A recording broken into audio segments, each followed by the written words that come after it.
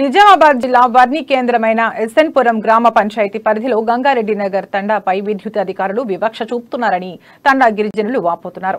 తండాలో 30 ఏళ్ల క్రితం వేసిన విద్యుత్ స్తంభాలు తీగలు తెగిపోయే పరిస్థితి ఉందని అధికారులకు చెప్పినా పట్టించుకోవడం లేదని గిరిజనులు చెబుతున్నారు. సుమారు 400 జనాభా కలిగిన తండాలో వీధి దీపాలు వేసుకునేలా కొత్త స్తంభాలు ఏర్పాటు చేసి విద్యుత్ లైన్ వేయాలని గిరిజనులు ప్రభుత్వాన్ని అధికారులను కోరుతున్నారు.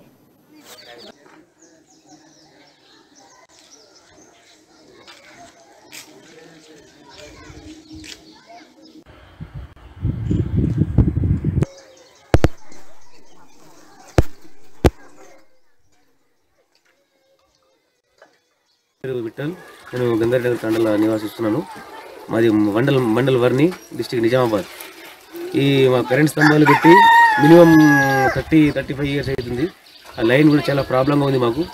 అయితే మేము కరెంట్ ఆఫీసర్లో చెప్తున్నా కూడా వాళ్ళు పట్టించుకోవట్లేదు మాకు.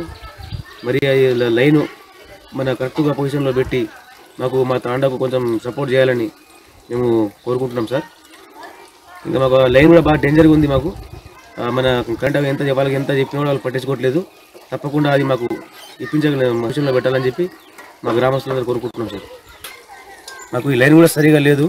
ఈ లైన్ కూడా మాకు కొంచెం బల్బులు కూడా సరిగా రావట్లేదు. ఇంకా విద్యుత్ బల్బులు కూడా మాకు తప్పకుండా మంచిగా వేసి ఇవ్వాలని మేము కోరుకుంటున్నాం. విఠల్, నేను గంగారెడ్డి నగర్ తండాలో నివాసిస్తున్నాను.